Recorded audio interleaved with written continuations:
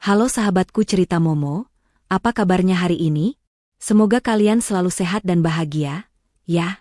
Hari ini, Momo akan mengajak kalian masuk ke dalam sebuah kisah yang akan menguji emosi kalian, kisah yang penuh dengan perbandingan pahit, pengkhianatan di hari paling penting, dan sebuah pembalasan yang begitu elegan hingga membuat mantan mertua dan suami menyesal seumur hidup.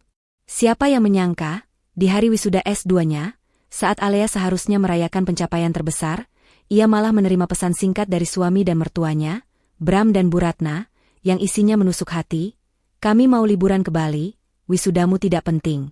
Jangan ganggu." Sakit? Tentu saja. Tapi Alea memilih diam dan menelan ludah pahitnya. Detik itu juga, di tengah panggung kehormatan, Alea memutuskan untuk membuat perayaan versinya sendiri. Ia mengunggah sebuah foto di media sosial, foto rumah baru mewahnya di Bali senilai 7 miliar. Dalam sekejap, keheningan berubah menjadi riuh. Telepon dari Bram dan Bu Ratna berdering berkali-kali. Penasaran, kan, bagaimana kehancuran total keluarga sombong itu dimulai? Sebelum kita masuk ke dalam kisah dramatis ini, yang akan membuat kalian tercengang, jangan lupa like video ini sampai merah. Subscribe channel Cerita Momo, agar tidak ketinggalan kelanjutan kisah Alea. Nyalakan lonceng notifikasi agar kalian selalu jadi yang pertama menonton. Dan yang paling penting, yuk, komen di bawah dengan format, nama, asal kota, hadir. Siap untuk menyaksikan kejatuhan orang-orang yang meremehkan Alea? Mari kita mulai. Alea berdiri di atas panggung dengan jubah wisuda S2 berwarna biru tua yang membalut tubuh rampingnya. Senyum tipis terukir di bibirnya, namun sorot matanya membawa beban yang jauh lebih berat daripada toga yang baru saja dipindahkan. Ia baru saja menerima ijazah dengan predikat summa cum laude, sebuah pencapaian yang ia raih seorang diri, dengan biaya sendiri, dan tanpa dukungan moral sedikitpun dari orang-orang yang seharusnya paling berbahagia untuknya. Suaminya, Bram, dan ibu mertuanya, Bu Ratna. Di aula megah itu, ribuan pasang mata menatapnya. Alea bisa melihat wajah-wajah bangga dari rekan-rekan seangkatannya yang didampingi keluarga lengkap. Namun, kursi di barisan VIP tempat ia menyiapkan nama suaminya, tetap kosong. Ketiadaan itu bukan lagi sebuah kejutan, melainkan sebuah konfirmasi yang menyakitkan dari kisah yang sudah ia jalani selama 5 tahun terakhir. Alea selalu tahu posisinya dalam keluarga suaminya. Bagi Bu Ratna, ia hanyalah menantu yang biasa saja, tidak sepadan dengan kekayaan dan garis keturunan keluarga mereka yang selalu dibanggakan. Meskipun Alea memiliki pekerjaan yang stabil, ia sengaja merahasiakan skala kesuksesannya yang sesungguhnya. Selama ini, Alea adalah seorang arsitek dan pengembang properti rahasia yang mengelola jaringan investasi bernilai miliaran. Semua itu ia lakukan di bawah nama samaran, jauh dari jangkauan suaminya yang pemalas dan ibu mertuanya yang haus harta dan pengakuan sosial. Pendidikan S2 yang ia selesaikan hari ini adalah salah satu proyek rahasia Alea. Setiap sen uang kuliah, setiap lembar kertas tugas, hingga biaya penelitiannya, ia biayai dari keuntungan proyek-proyeknya yang selalu dianggap remeh oleh Bram. Suaminya itu hanya tahu Alea bekerja sebagai pegawai kantoran biasa, dan itu cukup bagi Bram untuk merasa lebih superior karena warisan keluarga mereka. Alea berjalan menuruni tangga panggung, langkahnya mantap, hatinya perlahan mengeras. Ia meraih tas kecilnya dan matanya langsung tertuju pada layar ponsel yang menyala. Rasa penasaran bercampur harapan tipis. Barangkali mereka mengirimkan ucapan selamat meskipun tidak bisa hadir. Namun, pesan yang ia terima dari Bram justru membekukan senyumnya. "Kami mau liburan ke Bali, Alea. Ibu sudah merencanakan ini sejak lama. Wisudamu tidak penting, cuma gelar tambahan. Jangan ganggu, kami butuh quality time." Napas Alea tercekat. Kata-kata itu diucapkan tepat di momen yang paling ia nantikan, seperti pukulan palu dingin ke ulu hatinya. Mereka memilih Bali, tempat yang selalu ia impikan untuk dikunjungi berdua, tapi kini mereka pergi tanpanya dan menjadikannya alasan untuk meremehkan usahanya. Tidak lama kemudian, pesan dari Bu Ratna muncul, memperjelas situasi dengan kekejaman yang khas. "Benar kata Bram. Wisuda S2 itu hanya membuang-buang uang. Lebih baik kamu fokus melayani suami dan punya anak daripada mengejar gelar yang tidak berguna. Jangan hubungi kami, fokuslah di rumahmu saja." Alea menelan ludah pahit, berusaha keras menjaga air matanya agar tidak jatuh di tengah keramaian. Cuma gelar tambahan? Membuang-buang uang? Tidak berguna? Ia mengingat setiap malam di mana ia harus mengerjakan maket dan laporan sambil menahan kantuk. Setiap kali ia harus berbohong kepada Bram tentang jam pulangnya, karena harus bertemu klien properti kelas kakap. Semua itu ia lakukan bukan hanya untuk dirinya, tetapi juga untuk menopang kehidupan mereka, yang selalu dihabiskan oleh Bram dan Bu Ratna untuk bersenang-senang. Saat itu juga, di balik jubah wisuda yang mulia, Alea mengambil keputusan final. Ini bukan lagi tentang kesabaran, ini tentang harga diri. Ia telah lulus dari kampus, dan kini, ia harus lulus dari kehidupan yang merendahkannya. Di sudut aula, ia melihat Vina, sahabat karibnya, melambai dengan mata berkaca-kaca penuh bangga. Vina adalah satu-satunya orang yang tahu sebagian besar rahasia Alea, termasuk investasi propertinya yang gila-gilaan.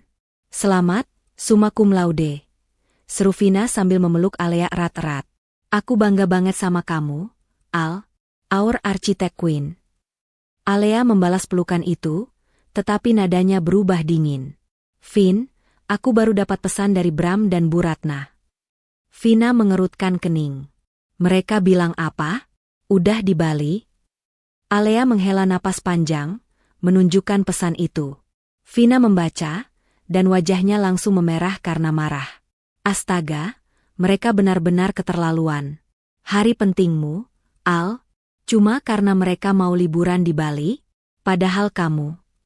Vina menghentikan kalimatnya, teringat rahasia besar Alea.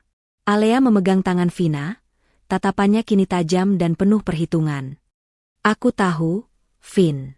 Dan ini sudah cukup. Semua keraguan, semua penghinaan, semua pengabaian, semuanya berakhir hari ini. Aku tidak akan lagi menjadi Alea yang mereka anggap remeh. Maksudmu? Tanya Vina. Alea tersenyum misterius. Aku baru saja mendapat gelar akademis tertinggi. Sekarang saatnya aku memamerkan mahkota kerajaanku yang sesungguhnya. Alea mengeluarkan ponselnya. Jari-jarinya dengan lincah membuka galeri, mencari sebuah foto yang sudah lama ia siapkan. Itu adalah foto sebuah villa mewah, arsitektur modern minimalis dengan kolam renang infinity yang langsung menghadap Samudra Hindia. Itu adalah villa Alea S2, properti yang baru saja selesai ia beli di Bali, bernilai fantastis, 7 miliar rupiah, yang selama ini ia persiapkan sebagai kejutan investasi terbesarnya. Properti itu sudah atas nama pribadinya. Bahkan sudah ia lunasi secara tunai, tanpa campur tangan sedikit pun dari Bram atau Bu Ratna. Tolong foto aku, Vin. Dengan toga ini, di tempat yang cerah. Vina mengangguk, masih bingung namun mengikuti instruksi Alea. Setelah mendapatkan foto terbaik, Alea membuka aplikasi media sosialnya. Ia menggabungkan foto dirinya dengan toga dan foto villa di Bali itu. Alea mengetikkan sebuah keterangan yang singkat, padat, dan menusuk. Lulus S2 hari ini, and also graduated dari kehidupan lama. Welcome to my new home in Bali. 7 miliar, cash. Tidak penting? Sekarang kita lihat. Vina menahan napas saat Alea menekan tombol unggah. Al, kamu yakin? Ini akan jadi perang besar. Aku sudah lama siap, Vin, balas Alea, menatap lurus ke arah Vina. Mereka mengirimiku pesan bahwa wisudaku tidak penting karena mereka mau liburan ke Bali. Aku akan membalasnya dengan menunjukkan bahwa Bali adalah istanaku, dan mereka diundang untuk menyaksikan kejatuhan mereka sendiri. Unggahan itu langsung meledak.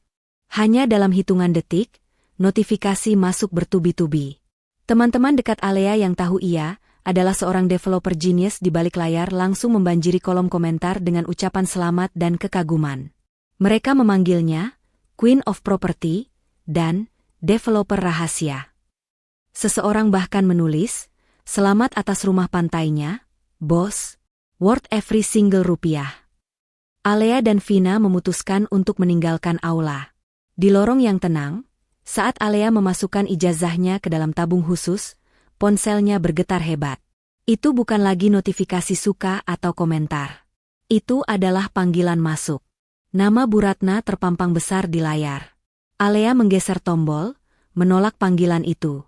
Seketika, Panggilan kedua masuk dari nomor yang sama. Alea menolak lagi. Lalu, pesan masuk dari Bu Ratna. Alea, apa maksud foto itu? Cincin berlian palsu yang kamu pakai itu? Jangan coba-coba membohongi kami. Itu rumah siapa? Alea membaca pesan itu dengan senyum sinis. Cincin berlian yang dimaksud Bu Ratna adalah hadiah wisuda S2 yang baru saja ia beli sendiri, bukan cincin pernikahannya yang sudah lama ia simpan di brankas. Tidak sampai 10 detik, telepon bergetar lagi. Kali ini, nama Bram yang muncul. Panggilan dari suaminya yang seharusnya sedang asyik liburan. Ia menolak. Bram tidak menyerah. Panggilan demi panggilan terus masuk, diselingi pesan teks yang mulai menunjukkan kepanikan. Alea, angkat. Itu rumah siapa di Bali? Kamu utang kemana? Aku suamimu, kamu harusnya bilang padaku. Kamu tidak akan tahu apa yang akan terjadi. Alea melirik Vina, yang kini hanya bisa menggelengkan kepala tak percaya melihat betapa cepatnya rasa acuh tak acuh berubah menjadi ketakutan dan keserakahan. Mereka sudah mulai. Vin, bisik Alea, nadanya tenang dan terkendali. Wisudaku mungkin tidak penting, tapi uangku, itu sangat penting bagi mereka. Alea mematikan suara ponselnya. Ia tidak akan menjawab sampai ia siap. Ia membiarkan panggilan tak terjawab dari Bram dan Bu Ratna menumpuk di layar, menjadi saksi bisu betapa ironisnya kehidupan yang baru saja ia tinggalkan. Aku akan kembali ke Jakarta malam ini juga, kata Alea. Tapi bukan untuk kembali ke rumah itu. Aku akan langsung ke kantor Pak Surya. Aku sudah mengundangnya besok pagi. Sudah waktunya, pembersihan, dimulai.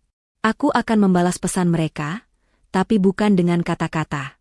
Aku akan membalasnya dengan tindakan. Vina menggenggam tangan Alea, matanya memancarkan kekaguman yang tulus. Kamu benar-benar sudah lulus, Al, dari segalanya. Alea berjalan keluar dari gerbang kampus, sinaran matahari sore memantul dari jubah wisudanya. Ia tidak melihat ke belakang, ia hanya melihat ke depan, ke arah Bali, ke arah rumah 7 miliarnya yang kini menjadi pusat perhatian. Ia adalah Alea yang baru. Dan bagi Bram dan Bu Ratna, ini hanyalah awal dari mimpi buruk yang tidak pernah mereka duga. Mahkota akademik yang ia dapatkan hanyalah simbol, mahkota kekuasaan yang sesungguhnya sudah ia kenakan. Perjalanan Alea kembali dari kampus terasa seperti prosesi pelepasan. Ia tidak hanya membawa ijazah di tangannya, tetapi juga sebuah manifesto baru di hatinya. Vina mendampinginya, sesekali melirik Alea, yang kini tampak lebih tenang, seolah topeng kesabaran yang selama ini dikenakannya telah dilepas, digantikan oleh ketenangan baja. Mereka menuju apartemen pribadi Alea, sebuah tempat rahasia yang jauh dari radar Bram dan Bu Ratna, tempat Alea mengendalikan semua urusan bisnis properti besarnya. Begitu pintu tertutup, Alea meletakkan toganya di sofa, mengambil napas dalam, dan menyalakan ponselnya yang tadi ia matikan. Seketika, layar ponsel itu dipenuhi rentetan notifikasi. 12 panggilan tak terjawab dari Bu Ratna, 7 dari Bram, dan beberapa pesan teks yang isinya antara tuduhan, ancaman, dan tuntutan untuk segera mengangkat telepon. Alea membiarkan keheningan apartemen itu menelan semua kegaduhan digital tersebut selama beberapa menit. Ia ingin mereka merasakan kecemasan yang sama yang ia rasakan selama bertahun-tahun ketika mereka mengabaikannya. Mau dijawab, Al? Tanya Vina hati-hati. Tentu. Jawab Alea sambil menyesap air mineral. Tapi biarkan mereka mendidih sebentar. Kalau dijawab sekarang, mereka masih terlalu panas.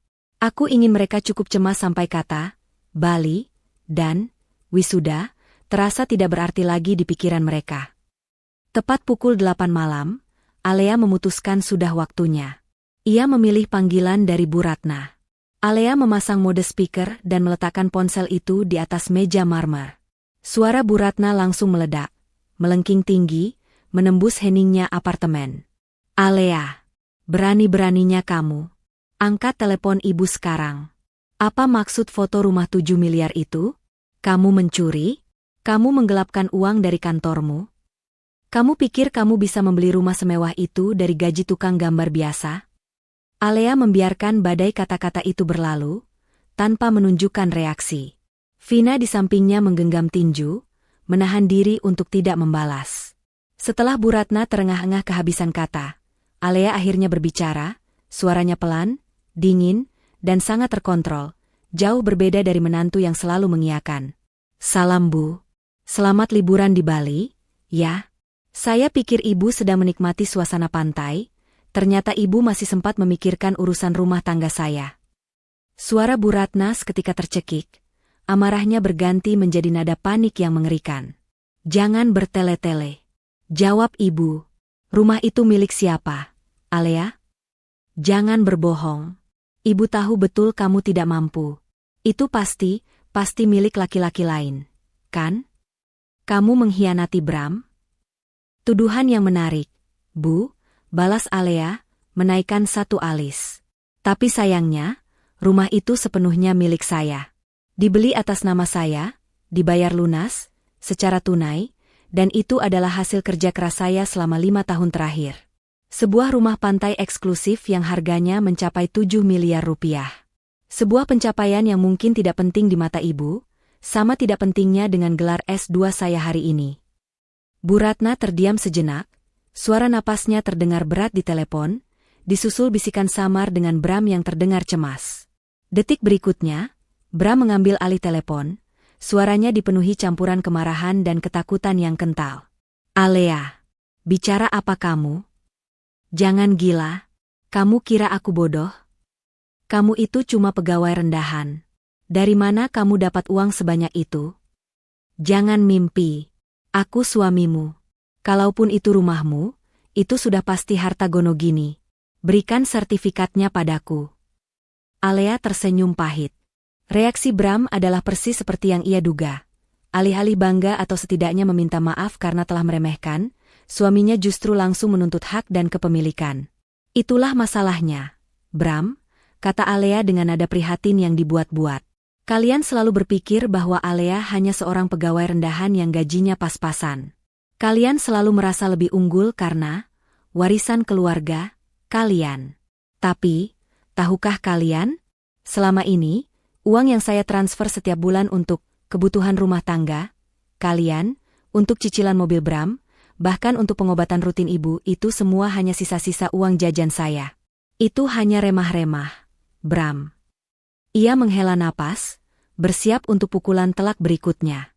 Uang yang saya pakai untuk membeli rumah di Bali itu adalah hasil dari proyek-proyek properti besar yang saya kerjakan secara rahasia.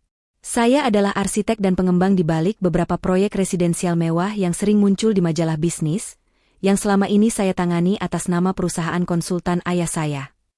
Keheningan yang mencekam menyelimuti panggilan itu. Bu Ratna dan Bram seolah-olah dicekik oleh kenyataan yang baru saja Alea ungkapkan. Selama ini, mereka hidup dalam keyakinan bahwa mereka jauh lebih kaya dan superior. Sementara Alea, si menantu, biasa saja, yang mereka biarkan berjuang sendiri, ternyata adalah raksasa finansial yang selama ini menopang gaya hidup mereka. Tiba-tiba, terdengar suara Bram menjerit dengan nada putus asa. Tidak mungkin. Kamu bohong. Rumah itu pasti dibeli dari uang pinjaman. Kamu ingin menjebak kami. Itu rumah pameran, kan? Cuma show unit untuk fotomu.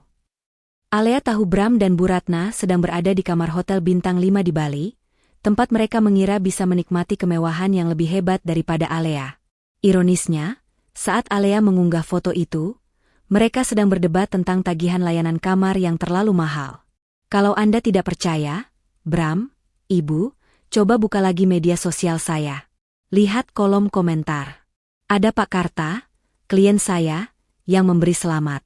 Ada juga Pak Bimo, pengacara properti ternama, yang mengucapkan selamat atas eksekusi proyek Bali. Apakah mereka akan mengucapkan selamat atas rumah pameran? Bram? Tidak. Mereka mengucapkan selamat atas aset nyata saya. Alea menekankan kata, aset nyata, dengan dingin. Bu Ratna kembali mengambil alih, suaranya serak dan menahan tangis. Rasa sombongnya hancur berkeping-keping. Alea, Nak, Ibu. Ibu minta maaf kalau tadi Ibu bicara kasar soal wisudamu. Maksud Ibu bukan begitu. Ibu hanya khawatir. Kamu sudah seperti anak Ibu sendiri. Rumah itu, kalau memang itu rumahmu, Nak, kamu tidak mau pinjamkan pada kami? Bukankah seharusnya suami dan istri berbagi? Perubahan nada yang drastis itu membuat Alea muak. Saya senang ibu akhirnya memanggil saya, Nak. Tapi sayangnya, kata-kata itu sudah sangat terlambat. Bu, wisuda saya tidak penting, liburan ibu lebih penting, dan sekarang, ibu baru ingat bahwa saya adalah anak ibu saat aset bernilai miliaran muncul di Bali, tempat ibu sedang liburan. Sungguh ironis.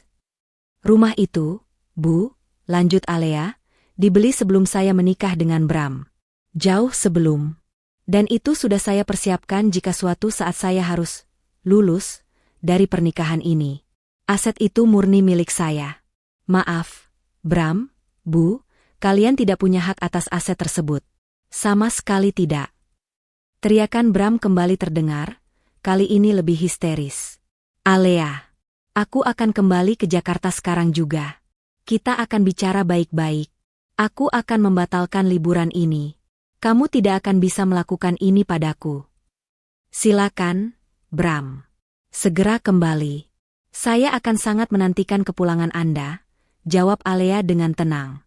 Saya ada janji dengan Pak Surya besok pagi di Jakarta. Pak Surya adalah pengacara keluarga yang selama ini mengurus semua aset saya dan perusahaan. Saya sengaja mengundangnya untuk datang lebih cepat. Tugas pertama Pak Surya adalah memastikan bahwa tidak ada Rp1 pun dari aset saya yang akan jatuh ke tangan orang yang meremehkan saya. Alea membiarkan kalimat terakhirnya menggantung di udara. Ia bisa membayangkan wajah pucat Bu Ratna dan Bram di seberang telepon.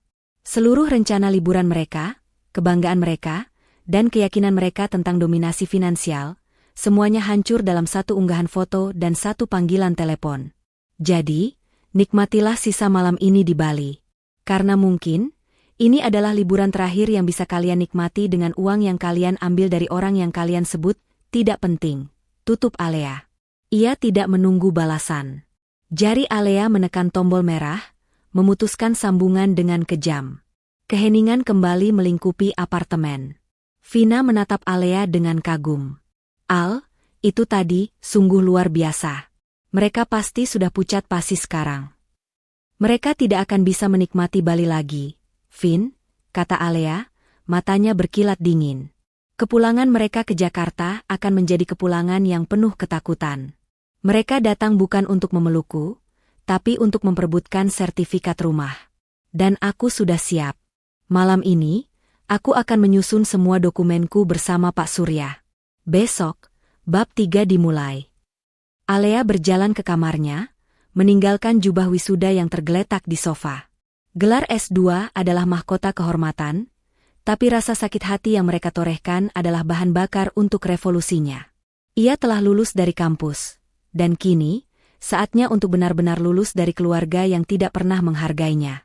Pengumuman tentang rumah 7 miliar itu adalah bom pertama yang ia jatuhkan. Bram dan Bu Ratna kini harus hidup dalam ketakutan dan penyesalan yang baru saja Alea tanamkan di hati mereka. Mereka harus kembali ke Jakarta, meninggalkan Bali yang indah, hanya untuk menghadapi kehancuran yang tak terhindarkan. Penerbangan komersial dari Denpasar menuju Jakarta terasa bagai perjalanan ke neraka bagi Bram dan Bu Ratna. Mereka meninggalkan keindahan Bali yang seharusnya menjadi simbol kemewahan dan pelarian, kini menjadi saksi bisu awal mula kehancuran mereka. Bu Ratna, yang biasanya berlagak anggun dan suka memerintah, kini duduk gelisah, berkali-kali menyeka keringat dingin di pelipisnya. Sementara Bram, yang selama ini merasa nyaman dalam bayangan kekayaan warisan dan sokongan finansial Alea yang ia anggap remeh, tampak seperti orang yang baru saja kehilangan akal sehat. Sepanjang perjalanan, mereka terus berdebat dengan suara tertahan. Sesekali Bu Ratna menyalahkan Bram karena tidak pernah mengawasi keuangan Alea dengan benar, dan Bram menyalahkan ibunya karena terlalu sering menghina Alea hingga menantunya itu menjadi dendam. Dalam pikiran mereka, tidak masuk akal jika menantu yang selalu mereka caci dan anggap pegawai biasa itu, tiba-tiba menjelma menjadi pengembang properti raksasa. Mereka yakin, ini hanyalah skema jahat Alea untuk mendapatkan warisan keluarga Bram, dan rumah 7 miliar itu hanyalah umpan. Mereka harus segera merebut sertifikat itu. Saat pesawat mendarat di Jakarta pada dini hari, mereka langsung bergegas menuju rumah utama mereka. Rumah itu adalah rumah yang Alea beli beberapa tahun lalu, jauh sebelum ia membeli rumah Bali, tetapi selama ini mereka selalu mengklaimnya sebagai rumah warisan keluarga Bram. Mereka ingin memastikan bahwa setidaknya, Aset yang satu ini masih berada di bawah kekuasaan mereka. Namun, begitu pintu utama terbuka, suasana aneh langsung menyambut mereka. Rumah itu terasa dingin dan sunyi. Pakaian dan barang-barang pribadi Alea, yang biasanya tersusun rapi di kamar utama, telah hilang. Lemari pakaian Alea kosong. Meja kerjanya bersih. Hanya ada kesunyian yang mencekam, dan di atas meja ruang tamu, tergeletak sebuah amplop putih tebal tanpa nama pengirim. Bu Ratna membuka amplop itu dengan tangan gemetar. Di dalamnya, terdapat 2 dokumen. Satu adalah surat pemberitahuan permintaan mediasi perceraian yang diajukan oleh Alea melalui pengacaranya. Dan dokumen yang kedua adalah pemberitahuan penarikan semua fasilitas tambahan, yang mencantumkan detail bahwa semua kartu kredit sekunder yang selama ini digunakan oleh Bram dan Bu Ratna, serta semua langganan premium dan asuransi yang selama ini dibayarkan Alea, akan diblokir dan dihentikan per hari ini. Tidak mungkin, jerit Bu Ratna. Suara histesisnya memecah keheningan subuh. Alea gila. Dia benar-benar berani.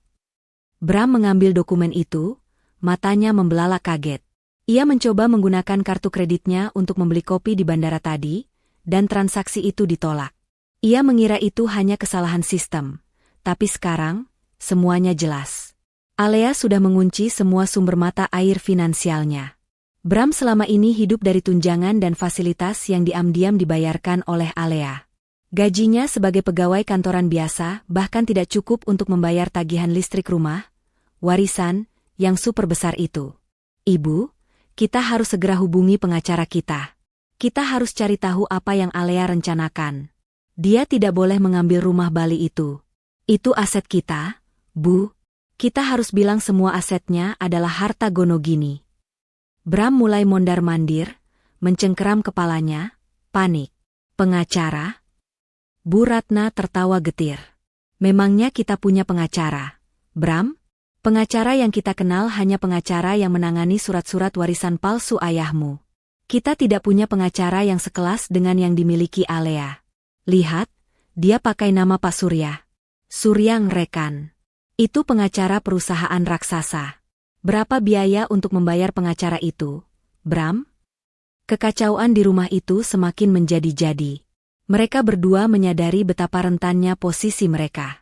Selama ini mereka hidup dalam ilusi kemewahan yang ternyata didanai oleh menantu yang mereka hina habis-habisan. Di tengah kepanikan itu, telepon Bu Ratna berdering. Itu adalah Riko, keponakannya yang selalu ikut campur dan merasa berhak atas urusan keluarga mereka. Riko adalah seorang influencer yang hidup dari hasil endorsement, dan selalu meminjam uang dari Bu Ratna. Halo, Riko. Kamu sudah lihat unggahan Alea? Bu Ratna langsung to the point. Riko terdengar terkejut di seberang telepon. Tentu saja, Bu. Itu viral di kalangan developer properti.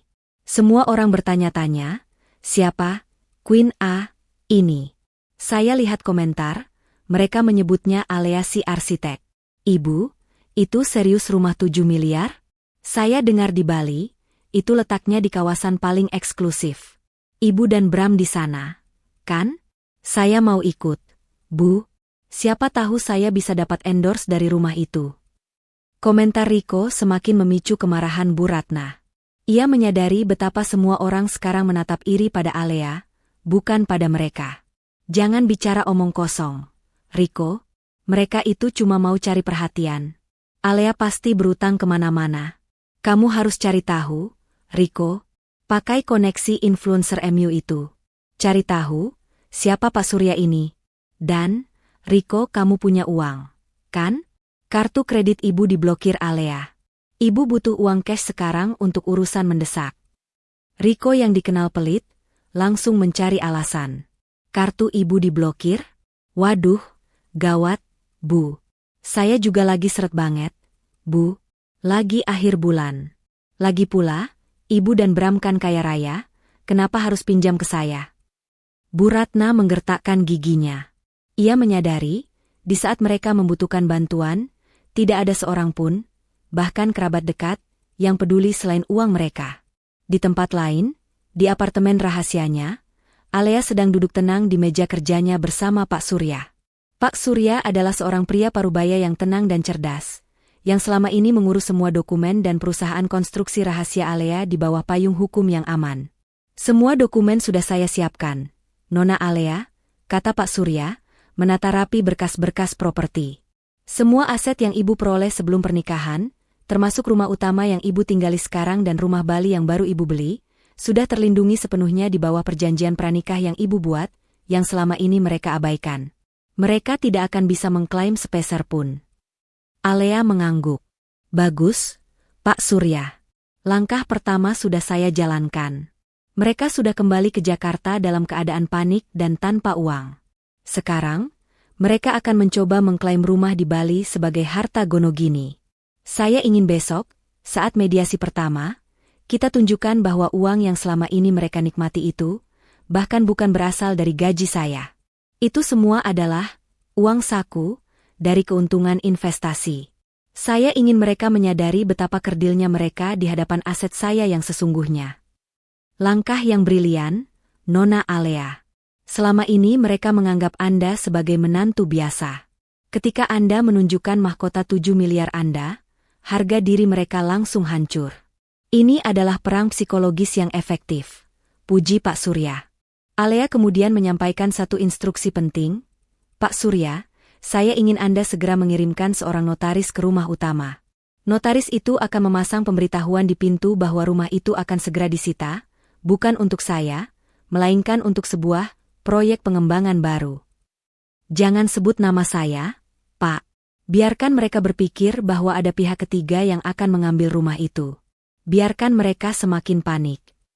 Pak Surya tersenyum tipis. Sebuah langkah yang sangat kejam, Nona Alea. Tapi saya akan melakukannya. Dalam waktu 24 jam, Bu Ratna dan Bram akan melihat plang peringatan itu. Itu akan menjadi kekacauan yang total. Kembali ke rumah utama, Bu Ratna dan Bram masih bergumul dengan kenyataan pahit bahwa semua kartu mereka diblokir. Mereka lapar, lelah, dan kini, mereka harus menghadapi kemungkinan perceraian dan pembagian harta. Kita harus membatalkan gugatan itu, Bram, seru Bu Ratna. Cepat, telepon Alea. Mohon padanya. Bilang kamu menyesal. Kita tidak bisa hidup tanpa dia. Siapa yang akan membayar tagihan listrik, air, dan tagihan mobilmu yang tertunggak itu? Bram mengambil ponselnya, tangannya gemetar. Ia mencoba menelepon Alea berkali-kali, tetapi panggilannya tidak dijawab. Ia mengirimkan pesan teks memohon, menawarkan permintaan maaf palsu, dan mencoba merayu Alea dengan kata-kata manis yang selama ini tidak pernah ia ucapkan. Bu Ratna mendekat, matanya memancarkan ketakutan yang sesungguhnya. Bram, coba kirim pesan suara. Bilang kamu cinta dia. Bilang kamu bangga dia wisuda S2. Bilang dia adalah satu-satunya. Apapun, Bram. Sebelum semuanya terlambat. Bram merekam pesan suara. Dalam pesan itu, suaranya terdengar cemas dan memelas, jauh dari arogansi yang biasanya ia tunjukkan. Ia memohon Alea untuk kembali, berjanji akan berubah, dan berjanji akan menghargai wisuda serta karir Alea. Pesan itu terdengar seperti doa terakhir orang yang sedang tenggelam. Namun, Alea, yang sedang fokus merancang strategi bersama Pak Surya, hanya melirik notifikasi pesan suara itu dan tersenyum dingin. Permintaan maaf palsu itu tidak lagi mempan. Ia telah mendengar cukup banyak kebohongan dan janji-janji kosong. Keesokan paginya, kekacauan yang diinginkan Alea pun tiba. Saat Bu Ratna sedang mencoba mencari uang tunai dari tetangga untuk membeli sarapan, dan Bram sedang mencoba menghubungi kantor polisi untuk melaporkan hilangnya Alea, sebuah upaya sia-sia karena Alea sudah meninggalkan surat mediasi. Sebuah mobil hitam mewah berhenti di depan rumah mereka. Seorang notaris berwajah serius, didampingi dua pria bertubuh besar, turun dari mobil. Mereka langsung menuju pagar rumah dan menempelkan sebuah plang peringatan besar berwarna merah yang berbunyi, pemberitahuan penyitaan sementara, proyek pengembangan lahan, segala kepemilikan akan ditarik dalam 7 hari kerja. Bu Ratna yang baru saja kembali dengan wajah lesu, melihat plang itu. Plang itu bukan hanya sekadar kertas, tetapi hukuman mati bagi keangkuhan mereka. Plang itu seolah menertawakan mereka, seolah berteriak bahwa rumah warisan yang selama ini mereka banggakan, sebentar lagi akan hilang, diratakan, dan menjadi bagian dari proyek pengembang properti lain. Mereka tidak tahu bahwa pengembang properti itu adalah Alea sendiri. Tidak. Tidak bisa. Teriak Bu Ratna, berlari histeris ke arah plang itu, mencoba merobeknya dengan tangan kosong. Rumah ini warisan. Kalian tidak berhak. Siapa kalian? Notaris itu hanya menunjuk ke plang, wajahnya tanpa ekspresi. Kami hanya menjalankan tugas. Bu, silakan hubungi pengacara Anda jika ada keberatan. Bram keluar dan melihat plang itu, wajahnya seketika pucat pasi. Ia menyadari, setelah Alea pergi, rumah yang mereka tempati kini menjadi target. Ini adalah bencana ganda. Perceraian dari Alea si menantu kaya, dan kehilangan satu-satunya aset yang tersisa yang mereka anggap sebagai pegangan. Kekacauan total sudah terjadi, persis seperti yang direncanakan Alea. Sementara Bu Ratna dan Bram dilanda kepanikan total di depan plang penyitaan, Alea sedang duduk tenang di ruang rapat kantor hukum Surya Rekan, salah satu firma hukum korporat paling disegani di Jakarta. Pemandangan kota yang sibuk dari lantai 50 tidak mengusik konsentrasinya. Di depannya, Pak Surya, dengan pakaian bisnis yang rapi, menata berkas-berkas hukum yang akan menjadi senjata Alea dalam perang ini. Nona Alea, saya sudah melaksanakan instruksi Anda, ujar Pak Surya sambil tersenyum tipis. Plang peringatan penyitaan sudah dipasang di kediaman mereka. Notaris dan tim saya menjalankan peran mereka dengan sempurna. Plang itu menggunakan logo perusahaan konstruksi fiktif yang baru kita dirikan, yang sepenuhnya ada di bawah kendali Ibu. Mereka yakin itu adalah pihak ketiga yang ingin membeli lahan mereka. Alea memejamkan mata sejenak. Ia bisa membayangkan adegan histeris di rumah itu. Plang merah itu bukan sekadar ancaman, melainkan cerminan dari betapa rapuhnya fondasi kehidupan yang dibangun di atas kebohongan dan arogansi. Bagus, Pak Surya, kata Alea. Kepanikan adalah senjata terbaik saya saat ini.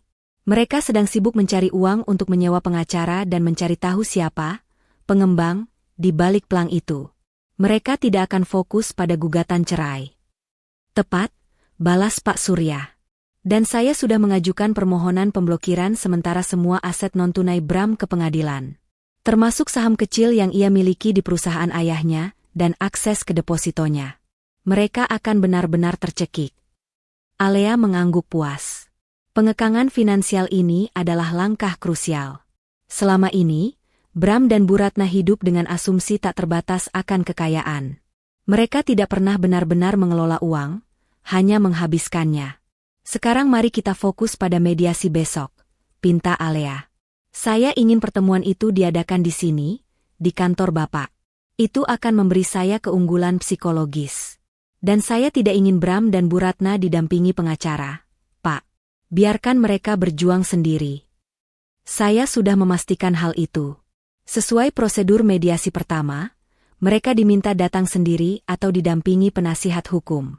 Saya sudah mengirimkan catatan bahwa pertemuan akan berlangsung informal dan diharapkan hadir tanpa tim pengacara yang besar. Jelas Pak Surya. Tentu saja, itu hanya tipuan kecil agar mereka datang tanpa perlindungan hukum yang kuat. Kita akan menjadi yang paling siap. Alea membuka flash disk kecil yang selama ini ia simpan rapat. Isinya adalah data rinci tentang semua transfer keuangan yang ia lakukan selama pernikahan. Bukan hanya transfer bulanan untuk kebutuhan rumah, tetapi juga pembayaran tagihan kartu kredit Bu Ratna, cicilan mobil Bram, hingga biaya coaching golf dan arisan mewah Bu Ratna. Alea telah menyimpan semua bukti ini, menjadikannya sebuah ledger, buku besar, yang sangat detail. Ini adalah inti dari kejutan saya, Pak Surya, kata Alea. Saya ingin di mediasi besok, Anda tunjukkan ledger ini. Saya ingin mereka tahu, bahwa uang yang mereka anggap support dari menantu biasa itu, sebenarnya adalah donasi amal dari CEO rahasia. Saya ingin mereka menghitung kembali berapa banyak uang yang mereka habiskan untuk menghina pemberi donasi. Pak Surya melihat sekilas data itu dan terkejut. Nona Alea, ini angka yang luar biasa besar. Jumlah totalnya melebihi penghasilan Bram selama 10 tahun. Anda benar-benar jenius dalam perencanaan finansial dan hukum. Mereka tidak hanya akan menyesal, mereka akan merasa malu dan bodoh. Sementara Alea menyusun strategi perangnya di ketinggian kantor mewah itu, Bram dan Bu Ratna menjalani malam yang mengerikan di rumah yang kini terasa seperti penjara. Mereka mencoba menghubungi setiap kenalan, setiap kerabat, dan setiap teman bisnis, tetapi hasilnya nihil. Tidak ada yang bersedia meminjamkan uang dalam jumlah besar kepada pasangan yang rumahnya baru saja dipasangi plang penyitaan. Reputasi mereka sudah terlanjur jatuh. Riko, keponakan Bu Ratna, datang ke rumah itu, bukan karena simpati, melainkan untuk melihat sejauh mana drama itu berkembang. Ia melihat plang merah itu dan bukannya bersimpati, ia malah merekamnya secara diam-diam untuk konten pribadinya. Wah, gawat juga ya, Bu, komentar Riko dengan nada pura-pura prihatin sambil memegang kamera ponselnya. Siapa sih yang berani menyita rumah keluarga kaya raya seperti kita? Ibu tidak ada kenalan pejabat? Bu Ratna, yang sudah hilang kesabaran, membentak Riko. Jangan merekam, Riko. Kamu tidak lihat ibu sedang kesusahan? Kamu hanya peduli dengan kontenmu. Ya ampun, Bu. Ini kan aset konten. Kalau ibu mau saya bantu, saya bisa viralkan ini, nanti kita dapat donasi. Lagi pula, Bu, Bram. Kalian ini kan orang kaya. Masa ia uang tunai saja tidak punya? Coba cek lagi di mana Alea menyimpan uangnya, kata Riko, tanpa menyembunyikan keserakahannya. Bram, yang duduk di sofa dengan wajah kusam, tiba-tiba teringat sesuatu. Uang. Alea punya deposito. Dia bilang itu uang untuk biaya pernikahan kami yang tersisa. Dia selalu bilang tidak boleh disentuh. Bu Ratna seketika bersemangat. Di mana, Bram? Cepat kita ambil. Sebelum dia memblokirnya. Mereka berdua bergegas mencari keberangkas kecil di kamar, tempat Alea menyimpan dokumen dan perhiasan. Mereka membuka berangkas itu dengan paksa. Di dalamnya, tidak ada uang tunai, hanya beberapa perhiasan imitasi dan sebuah buku tabungan lama. Ketika Bu Ratna membuka buku tabungan itu, isinya hanya tersisa Rp50.000. Di bawah buku tabungan itu, ada sebuah surat kecil dari Alea. Depositonya sudah saya tarik, Bu, dan uang sisanya sudah saya transfer ke rekening amal. Selamat menikmati saldo Rp50.000. Itu adalah uang paling berharga yang saya sisakan untuk kalian. Uang itu murni hasil jualan kue buatan saya sendiri, bukan hasil dari uang yang saya hasilkan sebagai developer. Saya harap kalian bisa belajar bagaimana rasanya berusaha. Bu Ratna menjerit putus asa. Bram terduduk lemas di lantai. Surat itu seperti tamparan keras yang membakar harga diri mereka hingga ke abu. Alea tidak hanya mengambil uangnya, tetapi juga merendahkan mereka dengan cara yang paling menyakitkan, membandingkan penghasilan mereka dengan hasil jualan kue Alea. Keesokan harinya, Bu Ratna dan Bram tiba di kantor Pak Surya. Mereka datang dengan mobil pinjaman dan penampilan yang jauh dari kesan mewah. Mereka disambut di ruang mediasi yang dingin dan formal. Alea sudah duduk di sana, didampingi Pak Surya, mengenakan pakaian kerja yang elegan dan mahkota senyum kemenangan yang halus. Alea tidak menyapa, hanya menatap mereka dengan tatapan datar. Mediasi dimulai. Bram dan Bu Ratna langsung menyerang. Alea, kamu tidak bisa melakukan ini. Kamu tidak boleh memblokir kartuku. Aku ini suamimu, teriak Bram. Rumah Bali itu harta Gonogini. Kita beli saat menikah. Bu Ratna menambahkan dengan nada menuntut. Pak Surya menggeser berkas ledger yang sudah dicetak tebal ke depan mereka. Mohon tenang, Tuan Bram, Ibu Ratna. Mari kita bicara berdasarkan data dan fakta hukum. Mengenai aset di Bali, itu dibeli oleh Nona Alea secara tunai, sebelum tanggal pernikahan Anda, Tuan Bram. Dokumen kepemilikan sudah jelas. Itu murni aset pribadi Nona Alea. Dan mengenai pemblokiran kartu. Pak Surya kemudian membuka ledger Alea. Saya minta Anda melihat kolom ini. Ini adalah total dana yang disalurkan Nona Alea ke rekening Anda berdua selama 5 tahun pernikahan. Totalnya mencapai 3,2 miliar rupiah. Dana ini digunakan untuk membayar semua gaya hidup kalian. Tagihan kartu kredit, cicilan mobil, hingga biaya liburan yang baru saja Anda batalkan dari Bali. Bu Ratna dan Bram terdiam, mata mereka membulat melihat angka yang fantastis itu. Yang perlu Anda ketahui, lanjut Pak Surya dengan nada tajam, adalah sumber dana ini. Dana ini bukan berasal dari gaji Nona Alea. Ini semua adalah keuntungan yang dihasilkan Nona Alea dari perusahaan pengembangan propertinya. Dengan kata lain, Nona Alea yang kalian anggap menantu miskin dan tidak penting, adalah sumber keuangan utama Anda. Anda hidup dalam kemewahan karena belas kasihan dan kerelaan Nona Alea. Kami menyebutnya, dalam pembukuan kami, sebagai dana sosial keluarga. Pernyataan, dana sosial keluarga, itu menghancurkan harga diri Bu Ratna dan Bram hingga ke titik terendah. Mereka menyadari, mereka tidak hanya kehilangan Alea, tetapi juga kehilangan martabat mereka di mata pengacara yang berwibawa itu. Mereka kini tahu, mereka tidak berhak menuntut apapun, karena mereka adalah penerima amal dari orang yang paling mereka hina. Wajah Bram memucat, sementara Bu Ratna menunduk, tidak sanggup menatap mata Alea yang tenang dan penuh kemenangan. Inilah momen penarikan pertama yang sesungguhnya. Bukan penyitaan rumah, tetapi penyitaan ilusi kekayaan mereka. Keterkejutan dan rasa malu Bu Ratna dan Bram di ruang mediasi kantor Pak Surya tidak bertahan lama. Setelah menelan pil pahit pengungkapan, dana sosial keluarga, insting bertahan hidup dan keserakahan lama mereka kembali bangkit. Mereka tidak bisa menerima bahwa mereka adalah pihak yang salah dan miskin, sementara Alea adalah juragan properti yang elegan. Bram, dengan suara yang bergetar tetapi penuh ancaman, mencoba membalikkan keadaan. Tunggu dulu, Alea. Semua uang ini, kamu tidak bisa mengklaimnya murni milikmu. Sebagian besar uang yang kamu salurkan itu adalah kompensasi. Itu bukan donasi. Kompensasi apa, Bram? Tanya Alea, nadanya tetap dingin. Apakah kompensasi karena saya sudah repot-repot menikahi Anda dan menanggung semua hutang serta gaya hidup boros ibu? Bu Ratna, yang merasa terpojok, tiba-tiba teringat satu kartu as terakhir yang ia miliki, klaim warisan fiktif. Ini adalah narasi yang selama ini ia gunakan untuk memeras uang lebih banyak dari Alea. Jangan sombong, Alea. Kamu lupa? Sebagian dari uang yang kamu hasilkan itu, seharusnya kamu berikan kepada kami sebagai pembayaran kembali. Itu adalah bagian dari uang yang pernah kami pinjamkan padamu untuk modal awal bisnismu. Itu adalah warisan ayah Bram yang harusnya kamu kembalikan, tapi kamu malah menggunakannya untuk membeli rumah Bali. Seru Bu Ratna, menunjuk Alea dengan tangan gemetar. Ya, Bu benar. Sambung Bram, memanfaatkan celah itu. Kamu harusnya membayar kembali pinjaman warisan ayahku itu. Itu hak kami. Uang yang kamu pakai untuk Bali itu seharusnya masuk rekeningku, bukan untuk aset pribadi.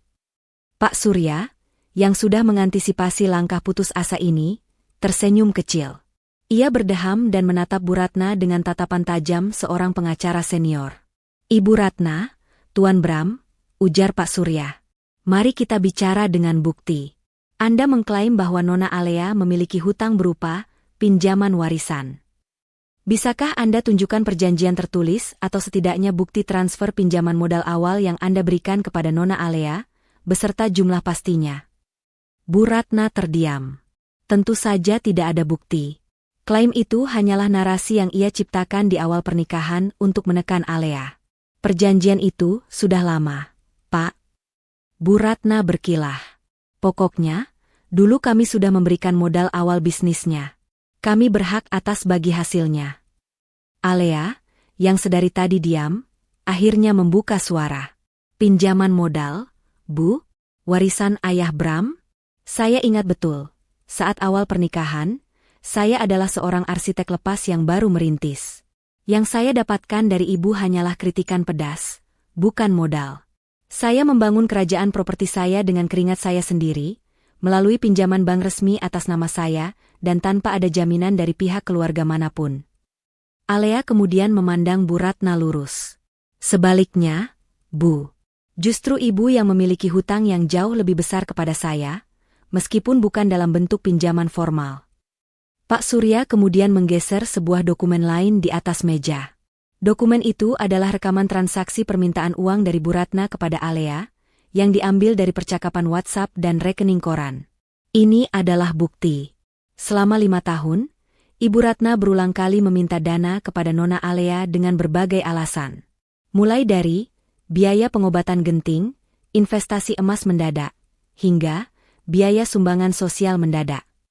Total permintaan dana ini mencapai hampir 700 juta rupiah. Pak Surya menjeda, membiarkan angka itu meresap. Namun, Nona Alea tahu betul bahwa Ibu Ratna memiliki kebiasaan yang tidak sehat. Dan Nona Alea juga tahu, uang ini tidak pernah digunakan untuk hal-hal yang Ibu Ratna sebutkan. Alea mengambil alih. Tatapannya menusuk ke jantung ketakutan Bu Ratna. Cukup, Bu.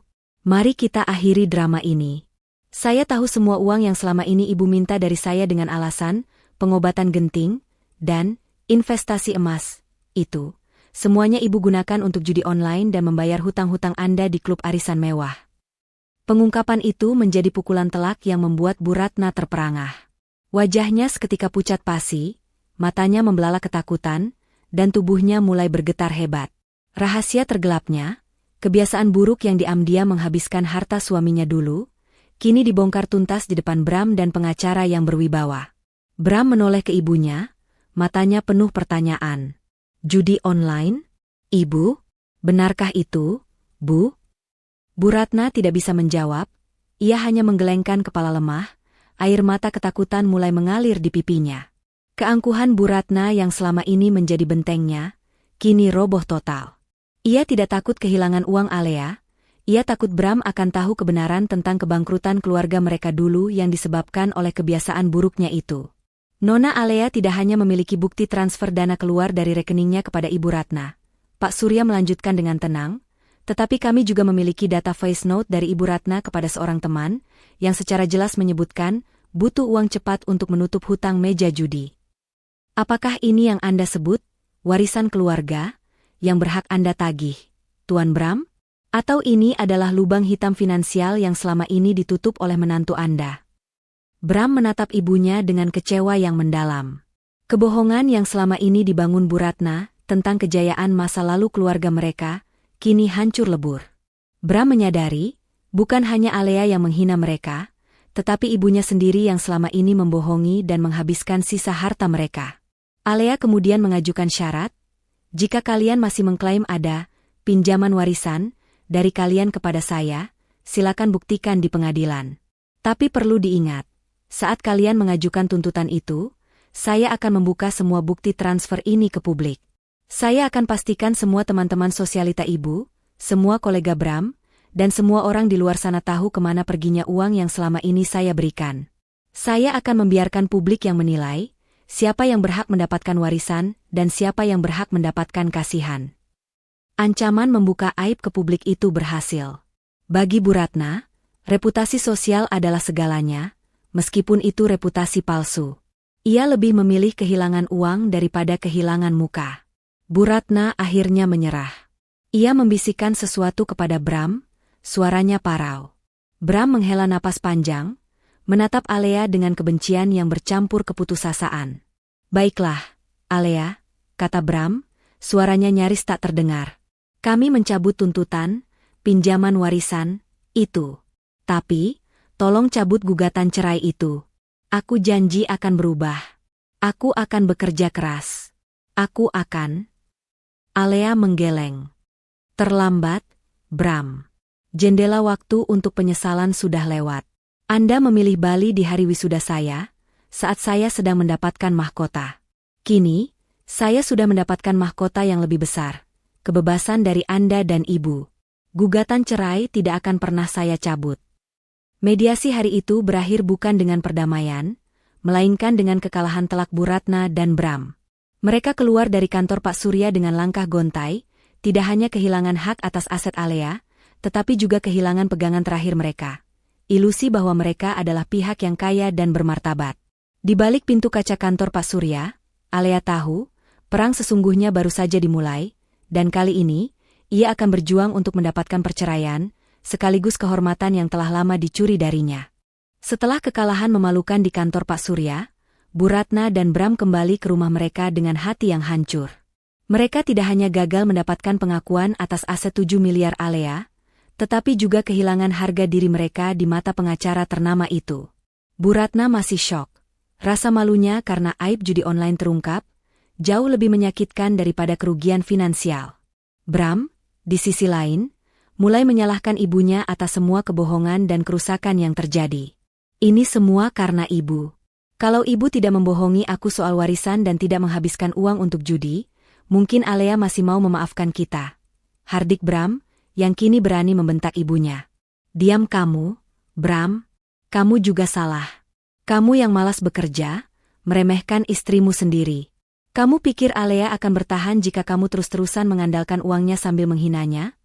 Balas Bu Ratna, air matanya sudah kering, digantikan oleh amarah. Di tengah pertengkaran itu, pelang merah penyitaan yang terpasang di pagar rumah mereka kembali menarik perhatian. Mereka menyadari, pertengkaran mereka tidak akan menyelesaikan masalah. Ancaman kehilangan rumah adalah masalah yang harus diselesaikan segera. Mereka harus membuktikan bahwa rumah itu adalah milik mereka, warisan sah keluarga. Mereka menghabiskan malam itu dengan panik mencari-cari dokumen lama, berharap menemukan bukti kepemilikan yang sah.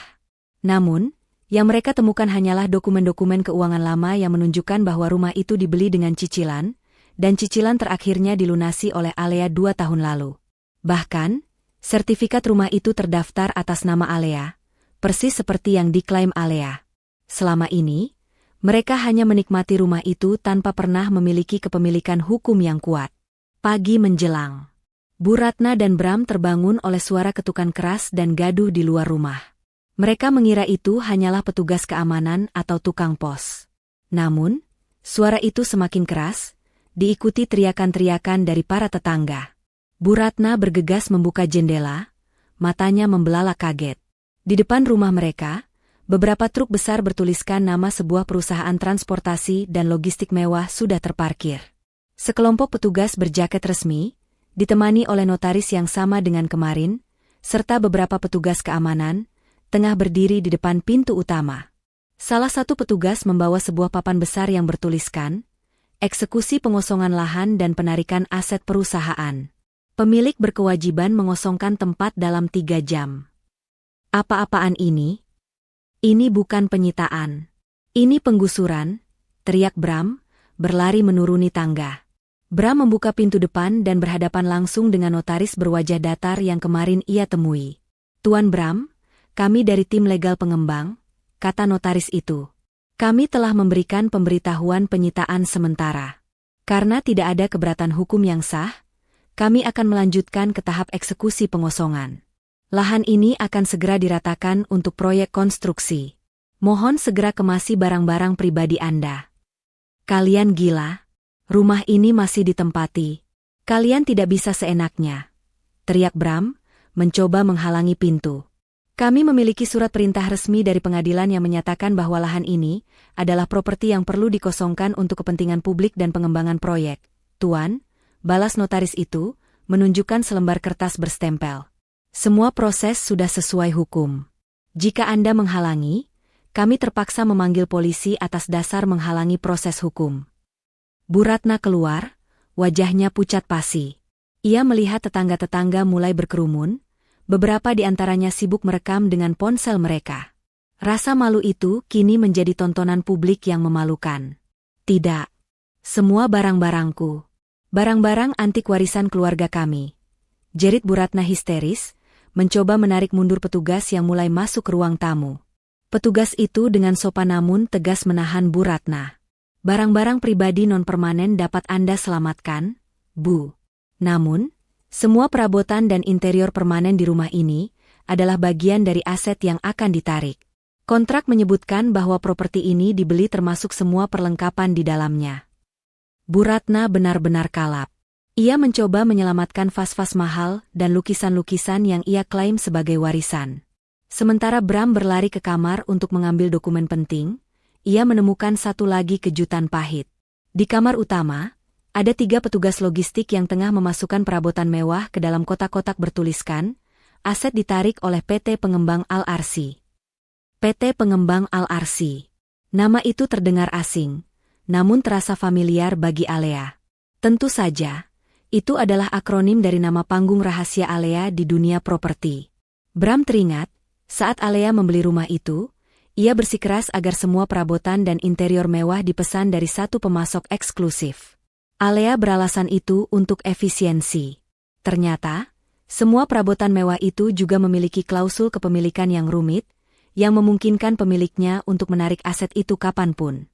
Itu semua milikku. Meja ini, kasur ini, jangan sentuh. Bram meraung. Salah satu petugas menunjukkan label kecil di bawah kasur. Maaf, Tuan. Kasur ini, beserta semua perabotan di ruangan ini, terdaftar sebagai aset sewa beli jangka panjang di bawah PT Al-Arsi. Kontraknya telah dihentikan sepihak oleh pemilik. Kami hanya mengambil kembali aset yang menjadi hak perusahaan. Kini, bukan hanya rumahnya yang hilang, tetapi semua ilusi kemewahan yang mereka nikmati ikut ditarik. Dalam waktu kurang dari 2 jam, rumah yang mereka banggakan itu berubah menjadi ruang kosong, dingin, dan telanjang. Vas, lampu kristal, sofa beludru, semuanya diangkut. Di tengah kekacauan itu, Riko, keponakan Bu Ratna, kembali datang, kali ini bukan hanya untuk melihat, tetapi untuk merekam secara live. Ia berdiri di seberang jalan, menyiarkan kejatuhan keluarga tantenya. Lihat guys. Inilah tragedi penyitaan rumah mewah. Katanya warisan, tapi ternyata ditarik oleh developer misterius. Ini pelajaran bagi kalian yang suka pamer kekayaan palsu. Riko berbicara dengan suara dramatis, memancing ribuan komentar. Bu Ratna melihat Riko dan menyadari betapa kejamnya dunia yang selama ini ia puja. Kerabatnya sendiri menjadikan penderitaannya sebagai tontonan. Bram, yang sudah kehabisan akal, mencoba menelpon Alea berkali-kali. Kali ini, Alea menjawab, suaranya tenang, seolah tidak terjadi apa-apa. Alea, hentikan ini, apa-apaan pelang itu? Kamu pengembangnya, kan? Kamu yang menyewa orang-orang ini untuk mengambil semua milik kita. Bram berteriak, air mata marah dan frustrasi mengalir di pipinya. Mengambil milik kalian, Bram, balas Alea. Saya hanya mengambil kembali milik saya. Bukankah Anda dan Ibu bilang wisuda saya tidak penting? Jadi, saya memutuskan untuk fokus pada hal yang paling penting bagi saya. Aset saya. Rumah itu, perabotan itu, semua itu dibeli dengan uang hasil kerja keras saya.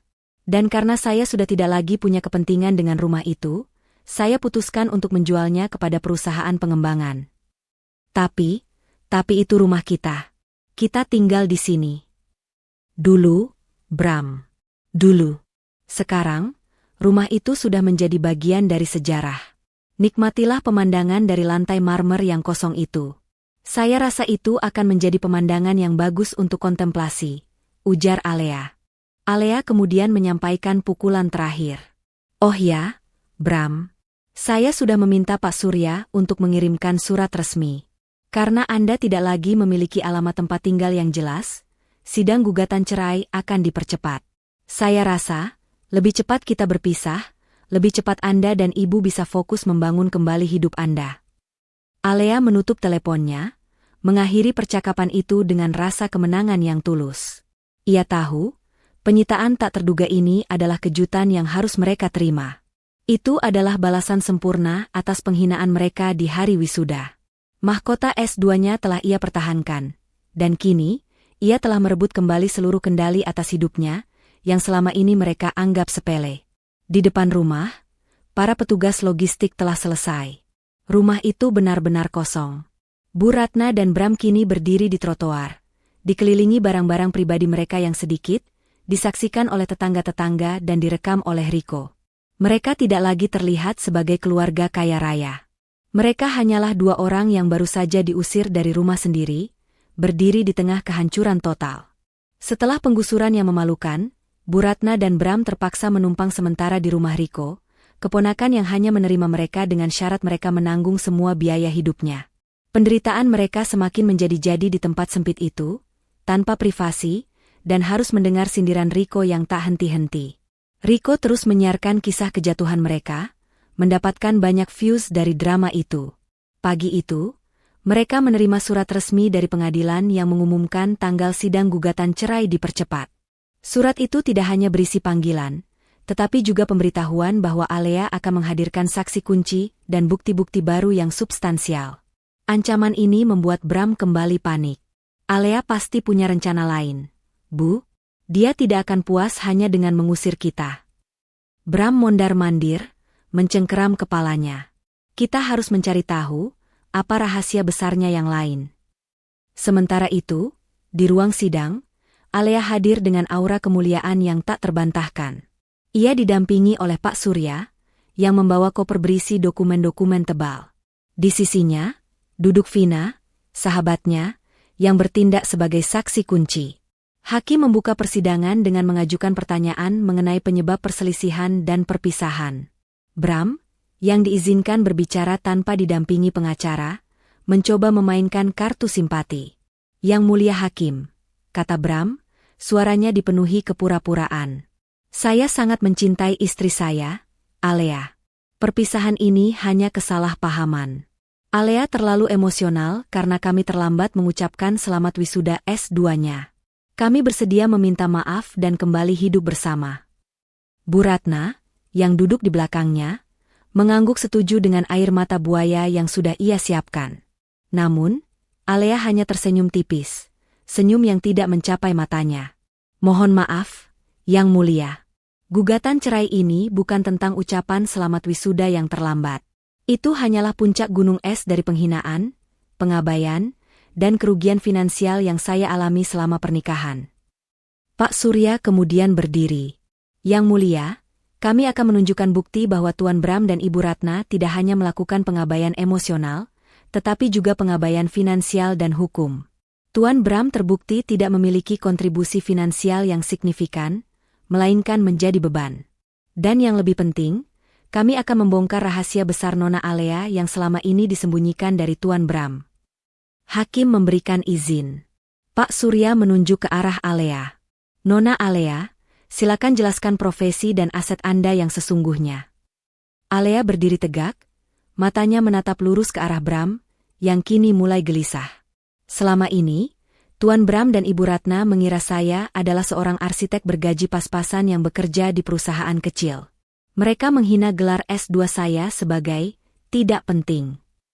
Tapi faktanya, Yang Mulia, saya bukan sekadar arsitek, jelas Alea dengan suara tegas. Saya adalah Chief Executive Officer, CEO, dari PT Paramarta Properti Nusantara, salah satu perusahaan pengembangan properti terbesar di Indonesia, yang berfokus pada proyek hunian mewah dan infrastruktur komersial. PT Paramarta adalah perusahaan induk yang menaungi banyak anak perusahaan, termasuk PT Al-Arsi, pengembang yang baru-baru ini melakukan penyitaan atas rumah yang Tuan Bram tempati. Pengungkapan itu membuat seluruh ruang sidang terdiam. Bram dan Bu Ratna terperanjat. Wajah Bram memucat, menyadari bahwa pengembang misterius yang mengusir mereka adalah istrinya sendiri. Uang 7 miliar yang saya gunakan untuk membeli rumah di Bali, lanjut Alea, adalah petty cash, uang kecil, yang saya sisihkan dari satu proyek saja. Total aset bersih pribadi saya, termasuk investasi di luar negeri, mencapai lebih dari 500 miliar rupiah. Hakim dan semua orang di ruang sidang terkejut, namun Bram dan Bu Ratna terkejutnya lebih dalam. Selama ini, mereka hidup dalam kemiskinan ilusi, di hadapan kekayaan yang sebenarnya. Vina, sebagai saksi, kemudian memberikan kesaksian yang menguatkan. Sejak awal, Alea menyembunyikan identitas CEO-nya untuk menghindari keributan dengan keluarga Bram. Ia berharap Bram akan mandiri. Tapi yang terjadi, Bram malah semakin malas dan Ibu Ratna semakin menuntut. Mereka hanya tahu Alea sebagai menantu yang bisa mereka peras. Bu Ratna tak tahan lagi. Ia berdiri, berteriak histeris, Alea bohong. Dia licik. Dia menyembunyikan semua itu dari kami. Dia harus membagi aset itu. Dia menipu kami. Hakim segera menenangkan Bu Ratna. Pak Surya menimpali, Yang Mulia, Nona Alea tidak menipu. Ia menyembunyikan identitasnya untuk menjaga privasi bisnisnya.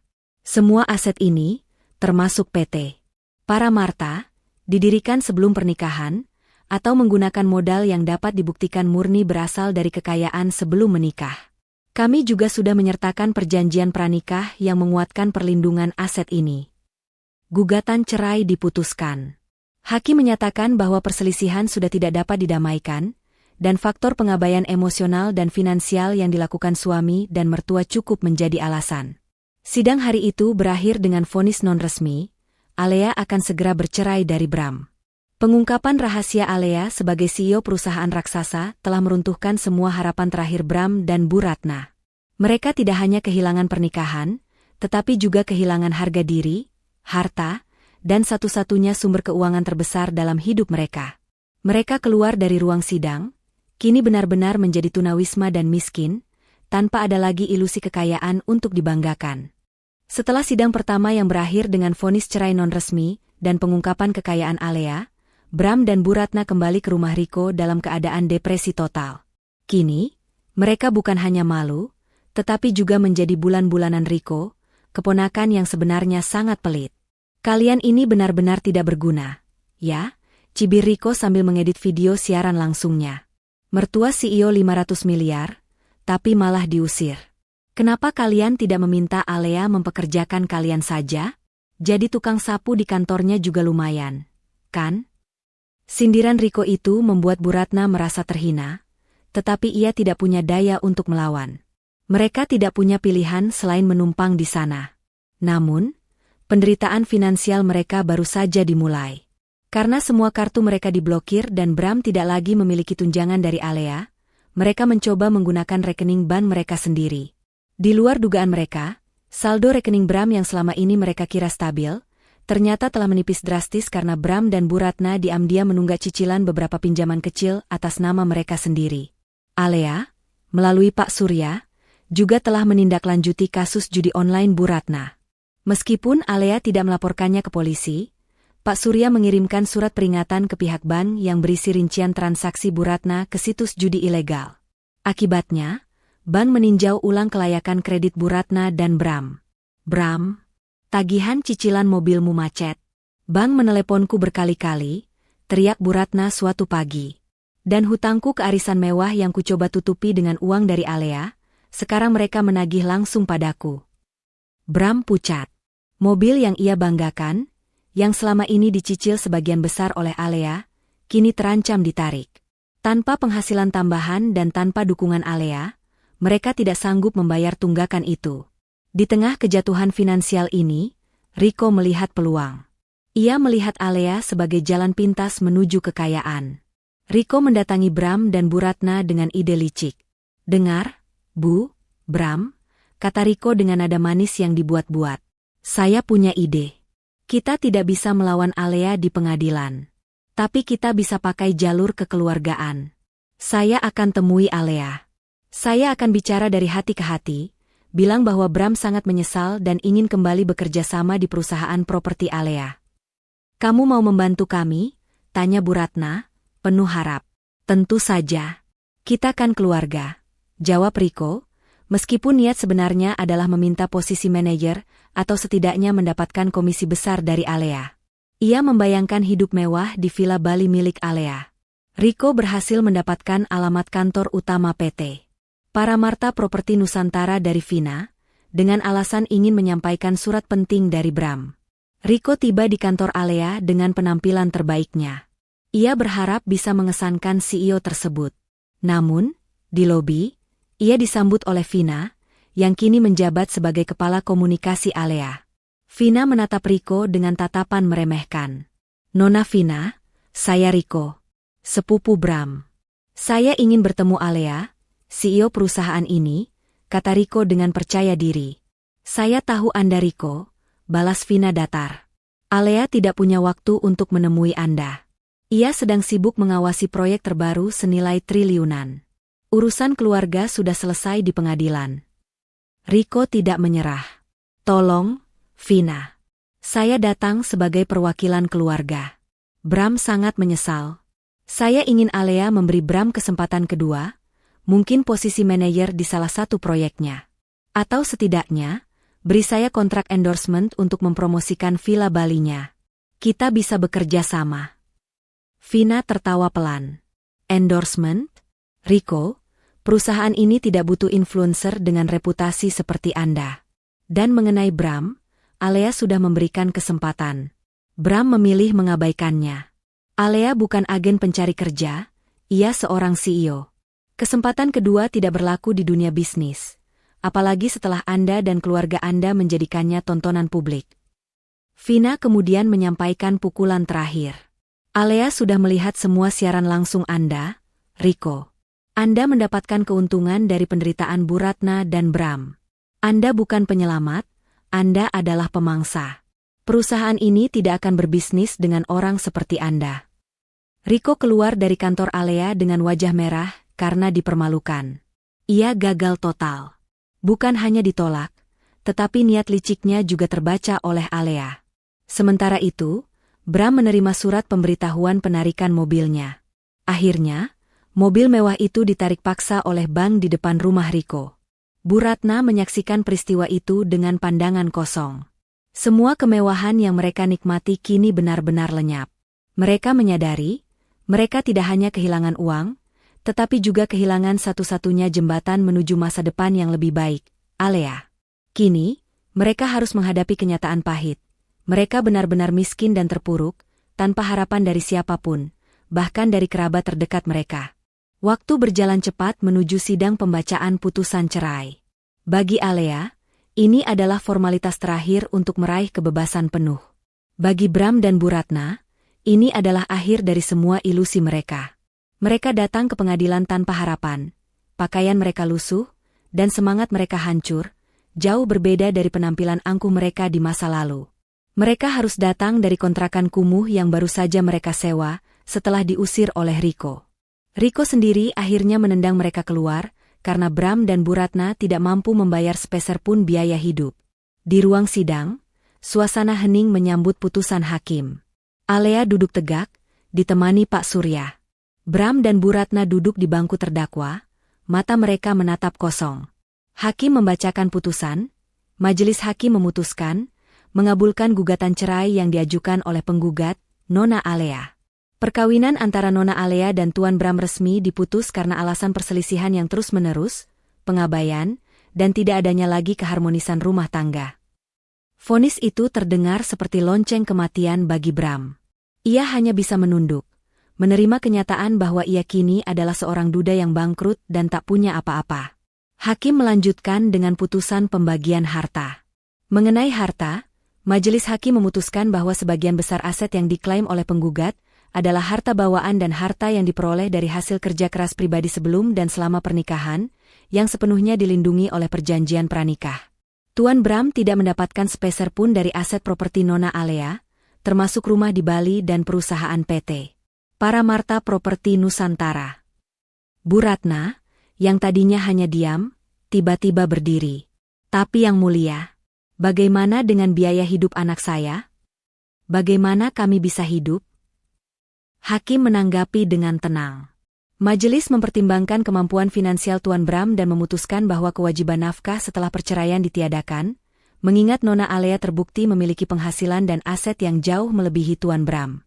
Nona Alea bahkan secara sukarela menanggung semua biaya hidup Tuan Bram dan Ibu selama bertahun-tahun tanpa tuntutan kembali.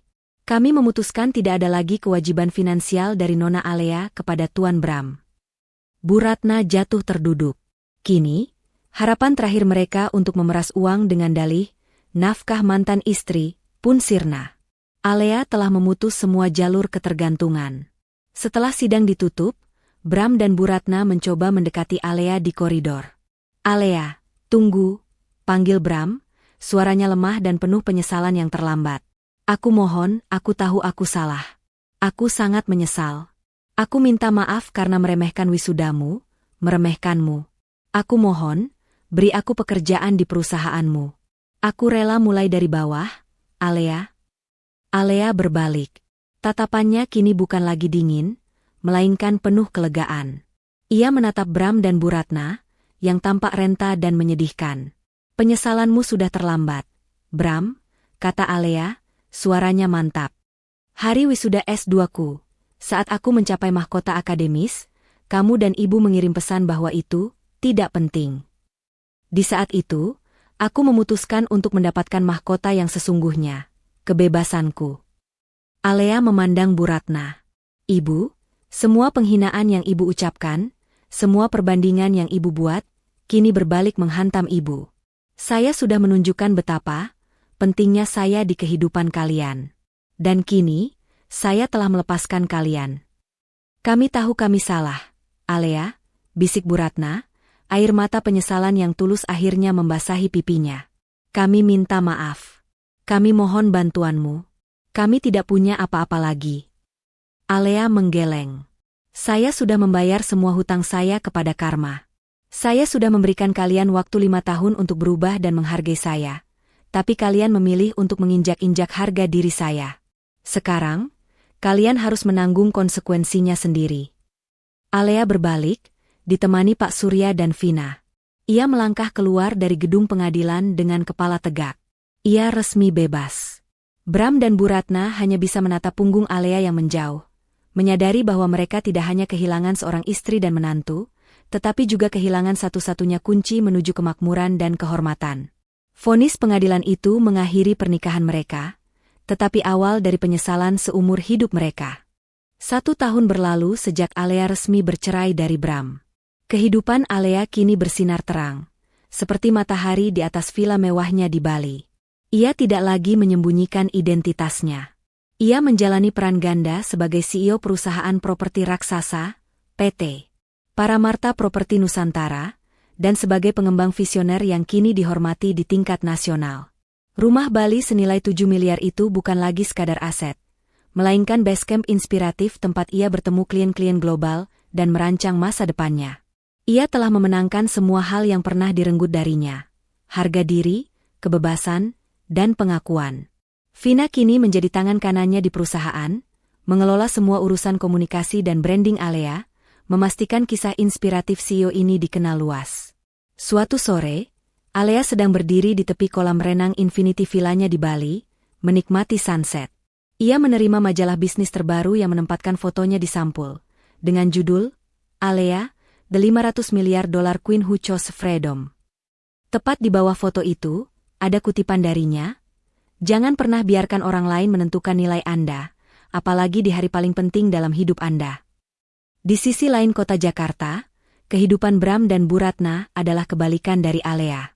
Mereka benar-benar jatuh miskin.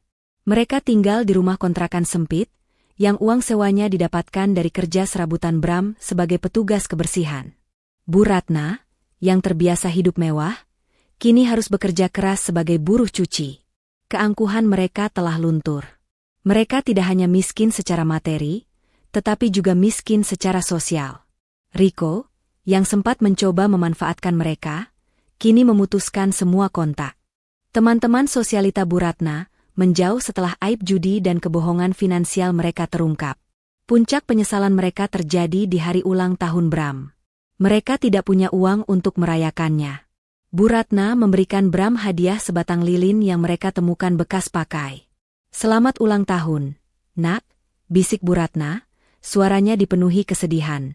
Bram menatap lilin itu, lalu menatap ibunya yang tampak renta dan kelelahan. "Aku ingat, Bu," katanya lirih. "Tahun lalu, di hari wisuda Alea, kita ada di sini, di Bali, mengira kita jauh lebih baik darinya. Aku meremehkan Alea. Aku mengusirnya. Aku menertawakan gelar S2-nya. Ibu juga salah, Bram," Bu Ratna menangis. "Ibu kira uang yang Alea berikan itu adalah kompensasi karena dia menumpang di keluarga kita. Ibu tidak pernah tahu bahwa kita yang menumpang di hidupnya. Kita membuang berlian 500 miliar demi sebuah ilusi kebanggaan. Kita pantas mendapatkan ini." Bram tidak bisa menahan air matanya. Penyesalan mereka kini murni, tanpa ada lagi motif serakah. Mereka menyesal bukan hanya karena kehilangan kekayaan Alea, tetapi karena mereka telah kehilangan cinta dan kesetiaan orang yang paling tulus kepada mereka. Mereka tahu, bahkan jika mereka diberi kesempatan kedua, Alea tidak akan pernah kembali. Mereka harus hidup dengan penyesalan abadi bahwa mereka telah menghancurkan satu-satunya kesempatan mereka untuk diangkat derajatnya. Alea di Bali, akhir yang baru. Alea mengakhiri hari itu dengan mengirimkan transfer dana anonim ke sebuah panti asuhan yang didedikasikan untuk anak-anak kurang mampu. Ia telah mendonasikan villa lamanya yang disita, rumah yang ditempati Bram dan Bu Ratna, untuk dijadikan rumah singgah bagi para janda dan anak-anak yang ditinggalkan. Ia telah membangun istana sejati yang tidak didirikan di atas kebohongan atau kesombongan, tetapi di atas harga diri dan pencapaian. Di tangannya, ia memegang ijazah S2-nya, kini dibingkai emas. Ia membuktikan bahwa gelar itu sangat penting, karena gelar itu adalah pemicu kebangkitan dirinya. Alea tersenyum, berbalik dari sunset Bali yang indah. Ia hidup sebagai ratu di istananya sendiri, bebas dan bahagia. Ia tidak perlu lagi membalas dendam, karena kehidupan sudah memberikan hukuman yang paling pantas kepada mereka yang meremehkannya. Pesan moral: jangan pernah meremehkan nilai dan potensi orang lain, apalagi orang yang tulus mendampingimu. Karena harga diri yang terinjak akan menjadi mahkota yang lebih kuat dari emas manapun.